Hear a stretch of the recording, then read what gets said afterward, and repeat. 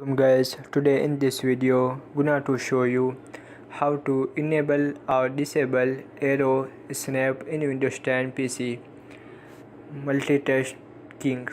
So guys, if you want to enable or disable Aero Snap in Windows 10 multitasking, so very easy. First click on start, after click on setting, after click on system, and left panel click on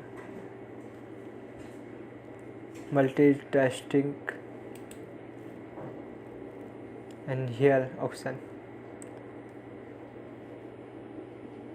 If you want to disable, so toggle off position, and if you want to enable and on, so toggle on position.